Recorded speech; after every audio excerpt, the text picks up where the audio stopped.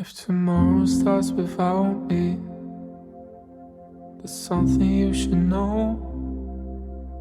While I hold you close, never let you go.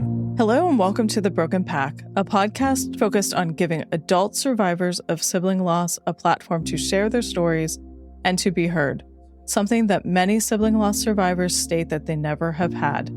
Sibling loss is misunderstood. The Broken Pack exists to change that and to support survivors. I'm your host, Dr. Angela Dean. Hi, and welcome back. We're here with Season 2. I'm so excited to share so many stories with you.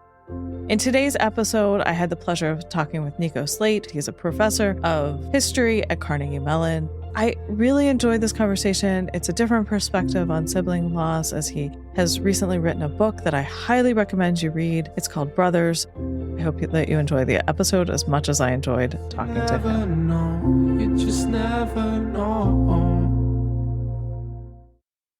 I wonder if you want to introduce yourself so that listeners have a sense of who you are. Sure, I'm happy to. My name is Nico Slate. I teach in the history department at Carnegie Mellon University. My academic research is focused on the history of social movements, particularly movements against racism, imperialism, casteism, and other forms of oppression. And that research comes very directly from my own family background. Mm-hmm. Yeah, so this will be a little bit of a different interview than what I think our listeners are used to, because I usually am helping people tell their story, sometimes for the first time. And I just finished your book, which was fabulous. And you clearly have given a lot of thought to how to share your story. I loved how you intertwined history, both your personal history and what was happening in the world, as that influenced everything that happened for you and your brother and your family. So before we get into all of that, I'm wondering what you want our listeners to know about you and your brother. Admittedly, they should go read the book because it's fabulous, but the quick tidbit of what you would like them to know. Sure. Well, I'll start just by saying that my brother was, in many ways, my father and my best friend, as well as my brother. We had a single mom and different fathers. His father was from Nigeria, and mine was a white American man from Los Angeles. And both the fathers left. His left and came back, and left and came back, and then eventually left for good right after I was born. My father was around for a while before I was born, so my brother had a chance to get to know him, but then left before I was born, and I didn't meet him until I was 21. So for most of my childhood, it was just me, my mom, and my brother. And he was an incredible big brother. He had so many struggles, and the more I've learned about him and his life, one of the things that most strikes me is how he was able to be such an amazing brother while grappling with all sorts of personal demons in his own story. And I still don't fully understand how that happened. And when I was 14, my brother was attacked in a club in Santa Monica, California, and lost his right eye. And I used to see it as a hate crime. He was a tall black man dancing with a young white woman and a white man, and he started an argument, and very quickly another white man came from the side and hit him in the face with a beer bottle. And that incident was incredibly transformative, course, for my brother, but also for me, and shaped both of our lives until in 2003, my brother passed away in a car accident. That it actually took me a long time to piece these things together. But while I was doing research for my book, I came to realize that that car accident that he had, he very well might have avoided if he'd had both his eyes. So this traumatic incident that happens in 1994 when I'm 14, when he loses his eye, is directly connected to his death in 2003. And the book that I wrote uses those two moments in his short life and the longer story of his life, including how my mom and his father met and what their experiences were, to try to better understand him first and foremost. I really, first and foremost, wanted people to know him because he was an amazing human being and so dear to my heart. but also to try to understand the role of race and racism and the complexities of race in a world where people don't always sit neatly on one side or the other of our peculiar racial divisions. My brother was a mixed race Black man who was sometimes seen as mixed race, sometimes seen as Black, and lived in a mixed racial family. And so I want readers to know him first and foremost, but also to know more about the complexities of race in our country. And ultimately, the book is also very much about my loss, my mother's loss, and the loss of all those that loved him, because what drove me to write it in the first place was really the hope that my children could know him in some way. I started writing it after my wife had our first child, and I realized I want my children to know this man who was such an important figure in my life. And I hope the book will help in some small way, but ultimately I'm still aware that there's nothing that can replace him. There's nothing that can bring him back into our lives. Thank you for that. I also wanted to know, I realized he had multiple names, and how would you like me to refer to him? Oh, that's an interesting question. I don't know how he would want to be referred, actually, because as you know, the book is structured into sections based on the different names he had at different points in his life. As a child, he was referred to with an Igbo name. The Igbo are one of the largest communities in Nigeria, and his name at birth was Uderelu Osakwe. And then he became Peter Slate, and then he became XL. XL was his rap name, his stage name. And at the end of his life, there were people that called him Peter. There were people that called him XL, even some people that still called him Ude. So I don't know how he would want to be referred to. Well, most of the people that I interact with regularly usually refer to him as Peter or Pete, just because that was the name that he had for the longest stretch of his life. But I would say it's part of the challenge, right? And this maybe that unique facet of multiple names isn't something that others who've lost siblings would grapple with. But I'm sure that many people struggle with just how to talk about those that have been lost, especially if you're not used to referring to them by name. I always just called him bro or brother. So anyway, that's a long answer to your question, but I'd say Peter or Pete is just fine. Well, I think it's an interesting answer to the question too, because of the racial divide and everything that you obviously study and know better than I could possibly ever. It's interesting. It's the Anglican name, the white name that is the one that is easier for people to say or to refer to him as. And I wonder if that interacts with how you think about him differently. Because in the book, you're pretty honest about your racial biases that you weren't even aware about till you started to explore. Yeah. I think I appreciate the question very much. Certainly, as you said, a key strand in the book is a process that I'm still undertaking of grappling with the way in which my whiteness and our racial differences influenced our relationship, influenced our different life trajectories in ways that I was almost entirely blind to. And you can frame that blindness as a consequence of something very beautiful, which is the love that my brother shared for me and the bond that we had with each other. We didn't talk very much about our racial differences, in part because our love was as deep and strong as it was. But I also think a lot of it had to do with the fact that I didn't ask about it and I didn't initiate those conversations. And I think one of the main things that I tried to really grapple with in researching and writing the book was my deep regret at the many opportunities that I didn't take to engage my brother in that whole facet of who he was and his life and that facet of our relationship. We did talk about race and racism quite often. My family was very engaged in politics, and so we talked about all the contemporary events in the world. But I don't have that many memories of us talking much about our own racial dynamics within the family and how that played out in terms of our different trajectories. And you're right, it does influence the name. I think my brother went way out of his way to include me and my mom actually in his hip hop career. He invited us to many shows, took us backstage. And even though not only am I a white dude, I'm pretty awkward, shy, nerdy white dude at that. It definitely wasn't a natural fit for me. I've most of my life been a teetotaler who didn't drink, never smoked pot, etc. And I'd go backstage and everyone's drinking and smoking, and yet I felt nothing but warmth and love and a very strong welcome from everyone in my brother's hip hop world. And I always felt very strongly that he wanted us to be there, that it was important to him. He invited us again and again, and it was very meaningful to be there. And yet, still, I think calling him XL rings only partially true for me.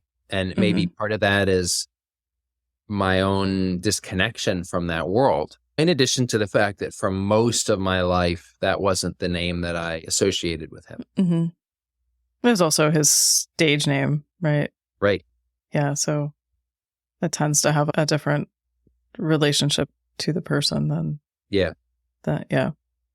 Although in his case, and I think this is probably true for many people that are trying to make it in the entertainment world more broadly, there are lots of times where it wasn't always clear how much he was acting or pretending to be someone other than himself. And this was true when he was a rapper. It was also true when he tried to break into the Hollywood world. You know, he wrote screenplays, as you know. He tried to get on a reality. Well, first he tried to get on The Real World, the sort of the original reality TV show. And one of my favorite sources of memory for him, the artifacts, is his interview video where he's clearly trying to be kind of a dreamy romantic. And he was a dreamy romantic, but he's playing it up, right? And then later, of course, he was on a reality show, The Osbournes, but only in a small supporting role. And one of the things I've often wondered about with someone like my brother, who was much more charismatic and more extroverted than I am or will ever be, is just how much that was a mask for him, how much he was covering over the deep pain that he had from his childhood and from all the things that happened to him in his life. And I wish, it's one of many, many things I wish that makes me wish he was still with us, is that now that I'm entering, the kingdom of middle age, I wish my brother was here with me so that we could reflect together on these sorts of questions. I'd love to be able to ask him, what were you doing when you were interviewing for The Real World there? What were you trying to do? What were you trying to accomplish? How much was that really you? And similarly with his hip hop career, when you're on stage, certainly, my goodness, he was so joyful. He loved being on the stage. I mean, I would have been so mortified, all these people looking at me, and he was just absolutely in his element. But then I think it was also a performance too. It was both. It was a joy and it was a performance at the same time. And I wish I could hear him talk about that. Yeah, for sure. It's interesting because you're actually not on the stage, but you're in front of students quite often. And that feels less performative, obviously. But you're comfortable with that audience. It's true. Well, and I give my brother a lot of credit for that. I think if I hadn't been raised by him, I would be even nerdier and even more bookish and reclusive. I think he helped pull me out of that and help me prepare, sometimes very explicitly, actually. He liked to give me advice about how to talk to people, how to engage people. He was a lifelong coach. He was my basketball coach, but also my public speaking coach and a life coach. And so he helped a lot get me to the point where I'm more comfortable standing up in a classroom and talking to people. But it's still, if I had my choice, I would be by myself in a room with a book. It's my favorite place to be. Yeah. Well, thank you for all of that. I was trying to gather from the book. I know it just came out, but it sounds like you were done writing it a while ago. Well, it's been a long process. So I started it in 2014 after my first child was born. And at first, I saw it primarily as a history book. I'm trained as a historian, and I thought, well, what I'll do is tell my brother's story, but in the process, use it as a way to tell the larger history that was engaged in his life. So we would meet his father, who came from Nigeria to the US in 1960 to study at an HBCU in Pennsylvania. And we'll learn about the history of Nigeria. We'll learn about the history of HBCUs. And there is still some of that in the book. As you noted, I did keep some history in. But what happened over time is that people who read early drafts told me the history stuff is fine, but what really stands out are the parts we talk about your brother and you talk about your relationship to him. So over time, it became increasingly memoir-ish and less history. And then also over time became increasingly focused on our relationship rather than just on him. And that I still feel mixed about, because I didn't want it to be a book about me. And I really wanted it to be primarily a book about him. But I'm the one telling it. And I had to own that and recognize that my own viewpoint and all the biases and limitations that come with my viewpoint are central to the book. So I had to sort of turn the mirror onto myself a bit more. And in the process, try to tell a story that is still about him, but also about us and also about the larger world. I wonder if you see that as a way to continue your relationship with him. Like, that is so important in grieving, and it just kind of never goes away. And I wonder if even your career and this book both feel like this is how I'm going to continue to have this relationship with Peter. I think you're absolutely right. And with the book, I knew that going into it. With my career, actually, amazingly, I wasn't aware at the time. When I started my PhD, I was planning to write American intellectual history with no real connection to race or racism.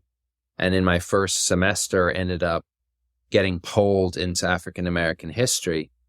And the more I wrote about it, the more I had to grapple with, well, what am I doing exactly? This white dude writing about African American history and also the history of India.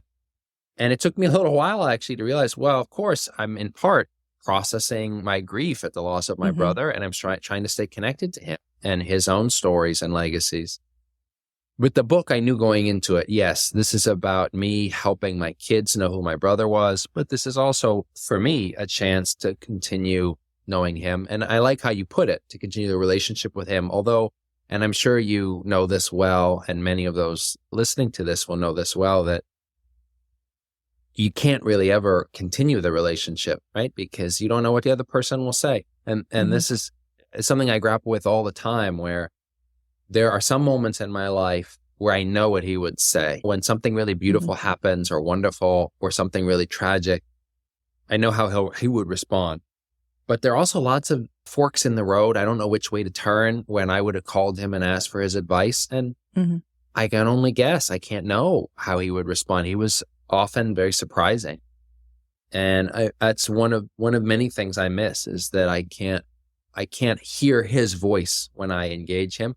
And I can't know where he would have gone with his life, right? I mean, it's funny how when you lose someone, they get stuck in time. So I still tend to imagine him driving around in his Ford Expedition, a hip hop artist in LA in like the late 90s.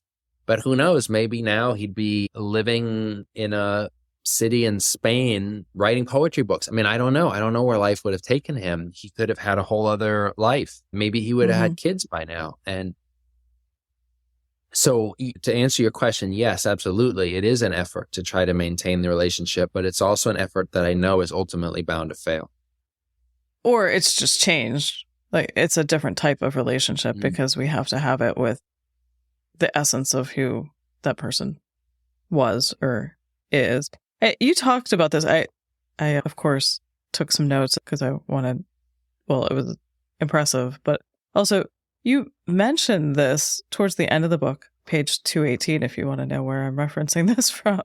But you said, when someone dies young, are they always that age? And then you talk about that your brother died at 30, and strange that I'm the older man. I think that's kind of hitting what you're saying, is you don't know where he'd be right now. Yeah. Yeah. Yeah. Yeah. I mean, people lose siblings at different stages of life. And I know that it's hard at any point. I have a friend who lost her brother in their 60s, and it's still incredibly hard. And I don't know what it would be like to lose a sibling as a child, but I'm sure it's deeply traumatic in its own way. But I think for me, losing my brother, he was 30 at the time. Mm-hmm. That age is an age at which in some ways you've already become yourself. You've become an adult. You've started to embark on your life path. But there's still so much uncertainty and unknown in that particular moment in time. I think for me now, as a 40-something-year-old history professor, it's pretty likely 40 years from now I'll be an 80-something-year-old history professor. I think my life path, although it will hopefully have some exciting twists and turns, has been constrained by time in a way that my brother still wasn't. And I think when people lose siblings in their teens, 20s, 30s, in those years, part of the challenge, at least for me, is all those unknown questions, all those unknowns. But I do like the way you put it in terms of it not being necessarily a failed effort to connect, but just a different kind of connection. And I do try my best to connect to my brother at his best. I don't know how many people do this, but when I think of him, sometimes I'll talk to him. The brother that I'm thinking about is the brother who was at his best. And as human beings, we have our ups and our downs, and my brother certainly did as well. He had a lot of struggles. But looking back on it, I'm able to hold on to the best in who he was and what he did. And I know that many other people did too, right? I mean, that's the other strange solace for me in grieving, is that I know there are many others that are grieving too. And I don't like that fact, of course. I mean, I feel their pain, starting with my mom, whose grief was really all-consuming. But also many of my brother's friends, his girlfriend, who he was driving to see when he died. It's been 20 years and she still grieves him. She still thinks about him and talks about him, and has been really lovely in response to the book. I'm deeply sorry for their pain, that they have pain as well, but it also gives me some kind of strange solace to know that there's this shared community of people that are grieving the loss of this man that we all love. That's a beautiful way to think about it. Because we all do grieve the same person differently, it's hard to sometimes remember that. There's a documentary called Speaking Grief, in which they visualize this in a way that it's pretty powerful. I won't ruin it in case you haven't seen it, but it kind of does make this idea of so many people are grieving and we don't even realize it. We don't talk about it in our society enough. Yeah. Oh, I agree. Yeah. So thank you for that. Well, and especially I think for siblings, this is part of why I'm so grateful for all that you're doing, is that I think in general, our society is not good at grappling with grief. I think when parents lose children, it's a kind of grief that fits into our society's perspective on these things. At least in my case, I know it's different every time, but in my case, my mom was so totally broken by her grief that it fits into this narrative of the grieving mother who is just totally overcome by things. And I think for siblings, it's often more complicated. In my case, and I know this is true for many others, I felt really responsible for helping care for my mom. And so to some degree, I just put my grief on hold and went into this long period of denial. And I think in our society, the idea of a grieving sibling is stranger and less, I don't know, it's not something that is as common in our culture and our popular media as the grieving parent or the grieving spouse. And I think I'm grateful to you for helping create an opportunity for people to talk about what it means to lose a sibling and to feel some sense of connection with others that have gone through that process. Well, thank you for that. I was recently at a conference for thanatology, the study of death and bereavement and all sorts of things, loss in general. And I listened to a lecture in which they brought up this idea of hierarchy of grief, and it hit me like there is this hierarchy of grief that we have in this society that, like you said, the mother, the spouse, and then we're left with being the caregiver for everybody. Yeah. And I've talked about this before publicly, where we have this expectation that somehow it's a lesser relationship, but it's one that we know longer. Like you're supposed to know your sibling for most of your life. Yeah. Yeah. So you finished writing the book a couple years ago? Yes. So started in 2014. I finished a fairly polished draft a couple years ago, but with books, especially something like this, it's so close to the heart. You keep tweaking it and keep working on it, right? All the way until the end. So I'd say about a year ago is when they finally said, okay, you can't make any more changes. Sorry. It's going into production, and then you just have to wait. So where are you now versus where you were when you completed that final draft that got submitted? Well, I'd say right now, I'm really overwhelmed by what it means to bring this book into the world. I've been incredibly touched by the responses that I've received, both from strangers and from people who had some connection to my brother or to our family that I just haven't been in touch with for a long time. So one of my mom's high school friends, for example, who knew my brother as a child, reached out to me after reading the book and sent me a really beautiful and lovely note. Many, many people that I knew would read it and knew would respond with love have been in touch with me, but also a lot of people who I just didn't know had such a connection with my brother, or strangers who just happened to learn about the book in one way or another. And I'm always amazed by the power of many human beings to feel deeply for others. And I try to do that. I think it's a good quality in a human being, but I will say that I think some people are better at it than others, right? I mean, there's the old, like, who cries at the Hallmark commercial question. And there's just a lot of people in this society that have really big hearts and can read about a family story that is not their own and feel deeply moved by it. And so moved that they'll send me an email or call my office phone. And that's been really lovely. I was pretty anxious, honestly, about having the book come into the world, because here's a book that is far, far more personal than anything I've written before. It's really the only thing I've written that's personal, and it's deeply personal, right? So I have this strange experience of writing a memoir for the first time.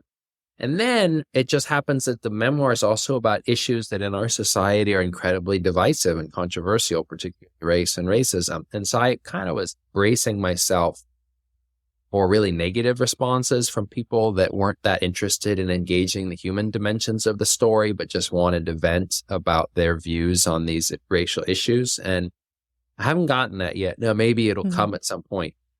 But so far, what I've heard, when I've heard from some strangers, has been really focused on my brother and what happened to him and who he was and the loss that was and is his death. And that means a lot to me. So I'm really happy that the book is out in the world. A year ago, when I finished that last draft, I was mostly just focused on making it the best possible tribute that I could to my brother, and as honest and real an account as possible, right? As a historian, it's strange to write a memoir because one has to deal with sources that as a historian, you often wouldn't fully trust, people's memories in particular. And I tried in the book to just be honest about the limitations of those memories, how much is being remembered or not remembered, how do the memories stack up against things like the police report for the night he was attacked or other more sort of traditional historical sources. But it's also, in addition to being this incredibly multi-layered, messy project, one that I know people are going to take and boil down and oversimplify. And so once I started to think about that as it came closer to publication, I honestly got more and more anxious about it. And my wife and close friends said, you have to do a good job publicizing this. This book deserves to be in the world. And I've been trying my best because I'm seeing this as something I'm doing for my brother. But it is hard for me because there is a part of me that doesn't want anyone to read it because I don't want anyone to get mad at me or to not see my brother with the kind of generosity that I do and that I hope others would. So anyway, that's a long answer to your question, but right now am feeling really happy that the book is out in the world. Mm-hmm. Has it helped you in your grieving process, knowing that grief is lifelong and ongoing, Yeah. but has it changed that for you? Yes, very much so.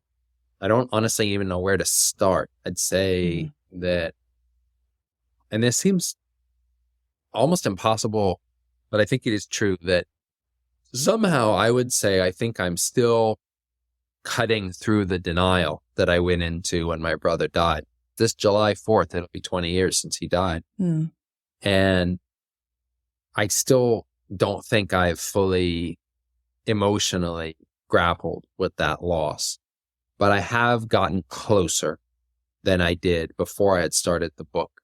I'll reread passages from the book and I'll feel them in a way that at first, so much of my brother's story after he died became almost a defense mechanism, if you will, to shield me from grappling with my own loss. I would talk about my brother quite a lot. I have for a long time. But my focus became helping my mom and then doing justice to my brother. And me and my own grief wasn't really central to that process. And if anything, I could hide, I think, behind trying to help my mom and trying to do justice to my brother. But the writing of the book has opened that up for me in a way that I think is really important. I think it's easy for people who are in that kind of denial to question why grief even matters. Right? I mean, you can say to yourself, well, what's the point really? All right. I mean, it's not going to bring my brother back. What's it really going to do for me to dwell on all that we lost when he died and all that I lost when he died? But I think it's really clear to me that if I'm going to be my best self, my best human being, historian, father, partner, son, I need to be in touch with what his loss has meant to me and the ways in which his death shaped me, not always for the better. I talk about this very briefly in the book, and it seems like a small thing, but I grapple often with being, what's the right way to talk about it? I can struggle with a certain kind of perfectionism, like with food wastage, with lots of little things in life that I don't remember being especially troubled by before he died. Like I was a pretty chill kid from what I remember and those I've asked remember. And now I'm a little bit of a kind of anxious middle-aged dad. And some of that might just be becoming a father. Certainly becoming a father can create its own anxieties, right? But I also, when I really thought about it, I thought, when did I start worrying about all this little petty stuff and getting anxious about it? And I realized, I think some of it is that it's how I coped with his death. You know, my mom, as you know from the story, was visiting me at the time he died and just stayed and was really directly under my care for a long time, and in some ways still is. And how did I cope with that? Part of it is that I became a bit maniacal about all kinds of little things that were within my control, because so much was not in my control, right? So, okay, so how then do I get to a better place now where I can be more chill when, you know, my 7-year-old daughter doesn't want to eat her Cheerios in the morning? How can I help just take a deep breath, right? And see things in the right way. Some of it is I have to, I think, go back to really just, I don't know, embracing isn't the right word, but recognizing that there are many profoundly tragic things that I have no control over, right? And it's scary, right? I mean, I think that's one of the scariest things about losing someone you love dearly is that you then become aware, if you really think about it, like, this could happen again. You know, I mean, people die in car accidents all the time. That's sadly still a very common way that people lose people in our country. And I get in the car with my family all the time. And so, of course, I don't want to end up paranoid about these things and whatnot, but I think to some degree, on some level, I am. I mean, I think the fear and the grief is in me. And if I don't recognize that and grapple with it, then it'll just stay in me. So I'm trying to be really honest with myself about that loss in the hopes that I can try to become a better person. Mm-hmm. Well, I think part of what you're describing too is in anxiety, we're often trying to control things that we can't. And so it is coming out, right? Like food waste, of course, that's important. But as a direct relationship to the loss of your brother, it totally makes sense. Is like, this is the thing that I can control right now. I can't control that I lost him or might lose someone else or, yeah. I mean, you did such a great job of telling the story of your loss in the book. So that's normally something that I ask our guests about, is tell the story of the loss, but I'm not going to do that today. If people want to know that, I'm going to point them to your book unless there's anything you specifically want them to know. I don't think there's anything I need people to know, though I appreciate you asking. I think, as I said, he died on July 4th, 2020, driving to see his girlfriend, 2003, 20 years ago. And I think to some degree it was, I don't know how you'd want to put it, random. It was a series of things that could have been differently that would have led him to live. In some ways, it was related to who he was. He was, as I said before, kind of hopeless romantic who would drive long hours to see his girlfriend, and he could be reckless. And he also had only one eye. And maybe if he'd had both eyes at that time, he would have seen that 18-wheel truck that's parked on the side of the off-ramp and managed to avoid it. So I grapple with this, with thinking about his death. How much is it an accident, which is the word I always used for it, and how much is it a result of this crime that had happened 10 years earlier? But here I am talking. You said you didn't. I didn't even need to. Forgive me. Yeah. No, you're fine. So we have a couple of mutual friends, and actually they've been integral in helping me develop what I'm doing. And one of them read your book and then shared with me that they had little understanding of as much as what I'm doing with sibling loss until they read your book and heard the circumstances behind the loss. They're like, oh, this happens to more people. And one of them said, like, oh, now I realize, and they named a whole bunch of people who have lost siblings. And it was validating of what I'm doing, but I wanted to share that with you because I think it's also validating of not just your relationship with your brother, which is absolutely wonderful in of its own right, but I think it helps give voice to other people struggling with these types of losses. And there were so many losses that you had from the time, well, it sounds like your whole life, but specifically from the night that he lost his eye and forward. But thank you for telling me that. I really appreciate that. I think if the book can play some small role in helping others who've lost siblings, that would be deeply meaningful to me. And as I said at the outset, I'm delighted to speak with you because you're a lovely person and a great question asker, but also because I really deeply admire what you're doing. And I think there's a huge, huge need for it. Yeah, I still remember when my brother died, for the first couple months, it was just, we were all in crisis mode and my mom wasn't sleeping or eating. And after a few months, someone came as a friend of a friend who said there are grief groups and maybe it would be helpful for your mom to go to one of these grief groups. And she did and started going to grief groups and went to them for a long time. And there were people in those groups, at least the first ones. Some of them are specifically for parents, the ones my mom did, people who lost children. And some of them were just more broad grief groups that had people who lost a variety of different loved ones. And I remember at the time, my mom saying, there are some people that have lost siblings in various groups, but it never struck me as something I should do or go to. And I think part of it is just that it seemed like overwhelmingly full of people that had lost parents or spouses. And I think creating a resource and a community for people who have lost siblings is just, there's a huge need for that. So I'm grateful to you for doing it. Thank you. We have a lot planned, but I can't do it all at once, as I have to remind myself. There was one quote in the book that I wanted to read because I wanted to hear more of what you thought about this. I read this multiple times and even went into the other room and read this line out loud to my husband because I think it's so powerful. It's early on in the book, and you said, we tend to deny the dead their own place in time, to forget the past was the present for those who lived it.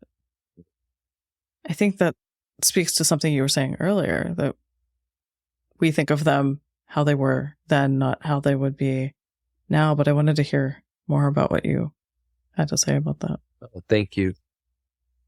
When I wrote that, I was really thinking of two different, but I think related ways that we can misremember the dead. And one is, as you just said, by trapping them in the past and forgetting that if they had been alive, there are many different paths they could have walked or could have continued going. And the other is and this may sound weird to say, but just forgetting the vibrant, lived reality of the worlds that they had inhabited. Because for us, of course, now, the present is the world that we're living in, and the past is the past.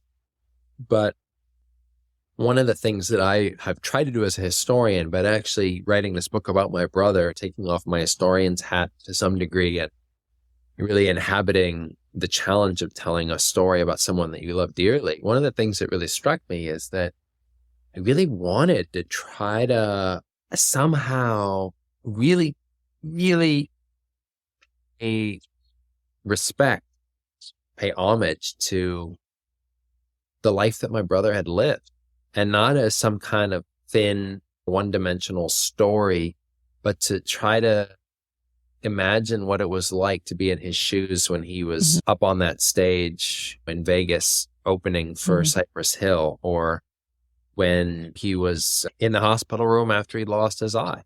What was that experience like for him at that time? And of course, it's impossible to know that. Even if I was in the room with him right then and there, you can't know how someone else is experiencing or seeing the world. And to look back over now decades and try to do so is in some ways ridiculous. But I feel like we're called to do that when we're looking into the past, if we're going to really understand the lived realities of the people that we had loved, and try to keep them. Again, we started off with this, but what does it mean to try to keep them alive? Some of it, I think, is actually recognizing just how much we can't, recognizing that the brother that I hold in my heart and love, as amazing a person as that was, is only a pale shadow of the man who lived in the world and got up on those stages and would stay up all night writing or talking with friends, or took me under his wing and took this scrawny little white kid to a black barbershop in the valley, or to go learn how to play basketball, So I know that's part of what I was trying to get at in that line, is that, yes, on the one hand, we don't know where life would have taken them, where they would have gone. And then on the other, we can't fully embody or imagine or experience what life was for them, because it's to some degree closed off to us, no matter how much we try to. Yeah. Thank you. That makes sense. There's no way to know what somebody else's story is exactly ever. No. Yeah. No. I'm touched that you read that line. It's a beautiful thing to spend a long time writing something and then have people read it with such care and such consideration. My brother and I are both writers, and my mom is an incredible reader. And sometimes I've tried to push her to become a writer just because I think she would actually be quite good at it. She has no interest in that whatsoever, or never has.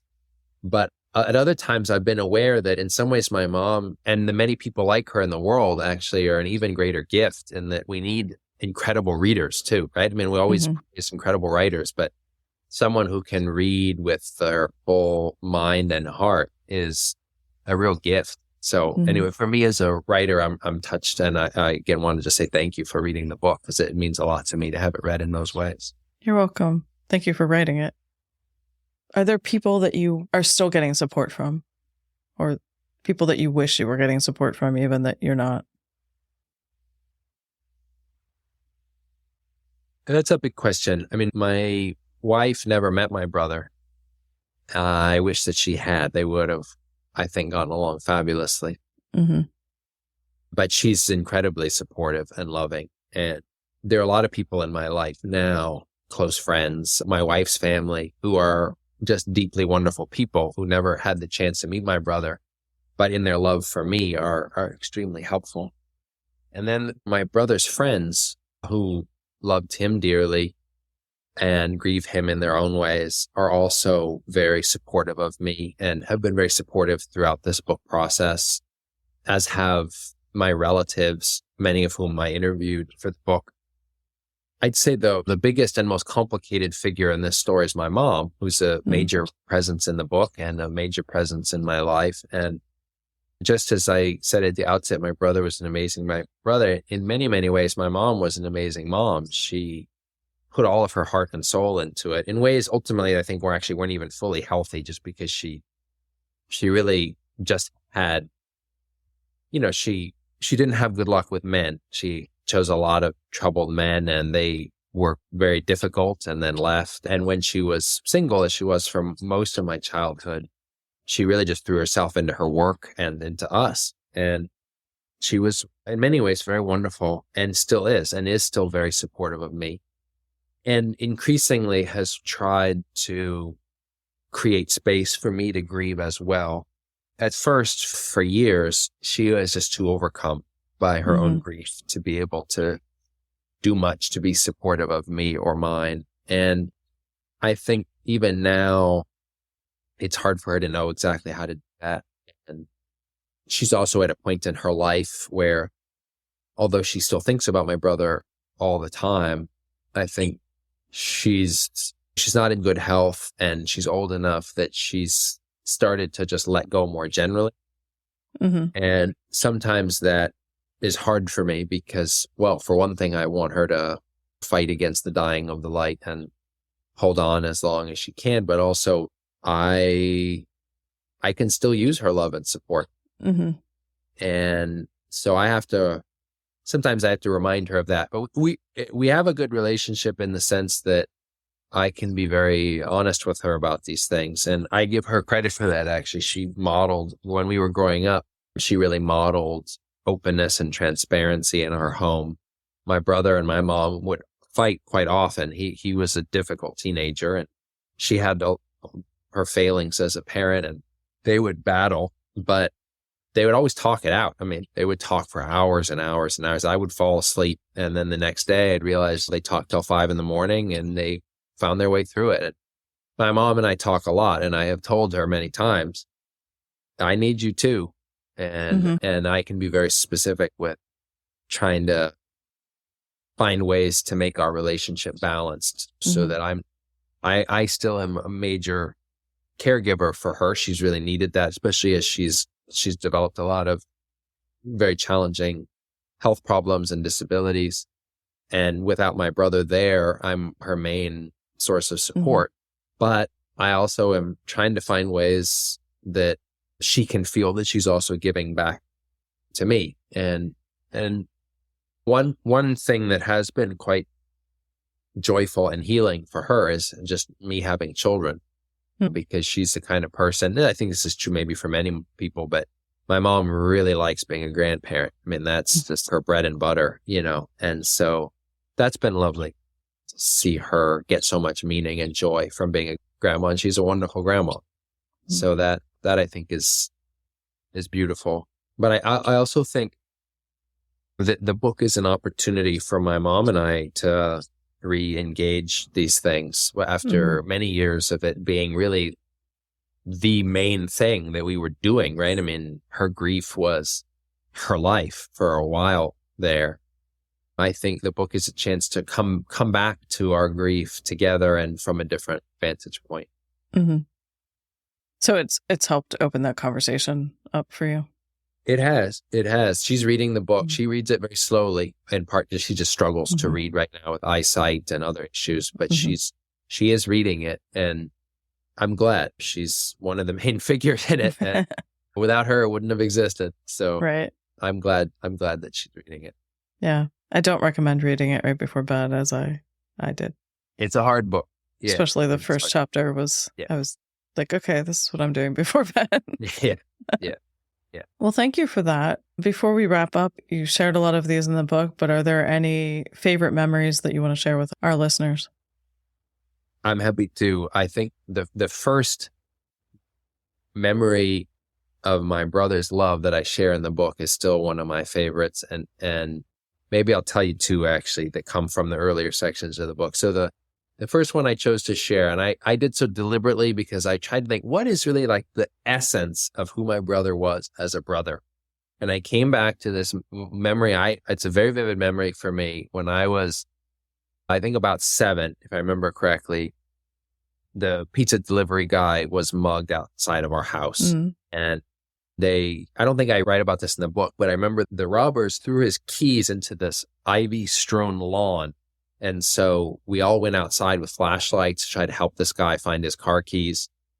And at the time we're searching for the car keys, it felt kind of exciting. We're all out there together and whatnot. And then that night I just couldn't get to sleep. I was really scared. And I'm sure my mom talked to me. I don't remember exactly what she said, but I remember my brother coming in and telling me this story that he concocted about how the only way to cut through these iron bars that we had on our windows was for someone to buy this diamond saw, that the diamond saw was extraordinarily expensive, and that even if you had the diamond saw, it would take hours to cut through the bars, and it would make this high-pitched whine that would wake everyone up.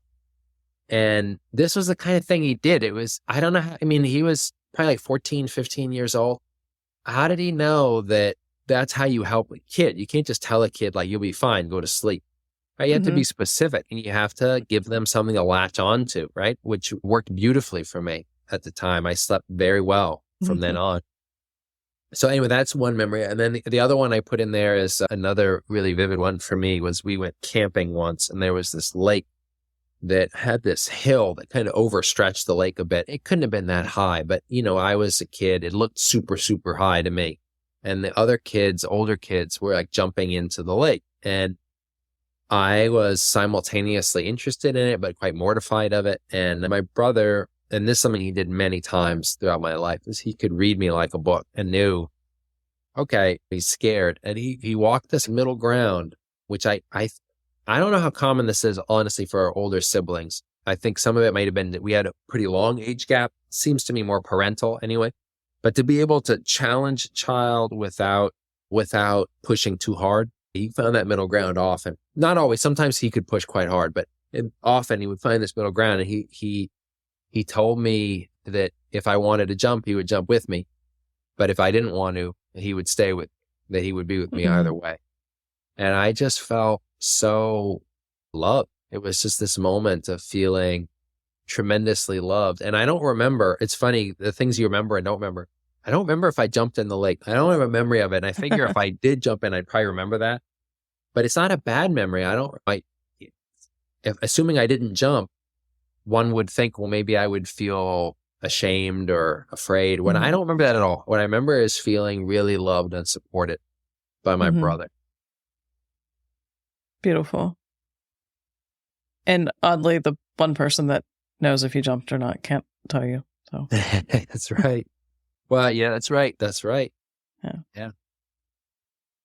Well, thank you so much. I really enjoyed talking to you. Likewise. Yeah. This was it was a joy, but it was also very meaningful for me. Thank you. You're welcome. Thank you so much for listening. If you would like more information on The Broken Pack, go to our website, thebrokenpack.com. Be sure to sign up for our newsletter, Wild Grief, to learn about opportunities and receive exclusive content for subscribers. Information on that, our social media, and on our guests can be found in the show notes wherever you get your podcasts. Please like, follow, subscribe, and share. Our theme song was written by Joe Mildward and Brian Dean, and was performed by Joe Mildward. Every mistake, you're second guessing. Well, you never know, you just never know.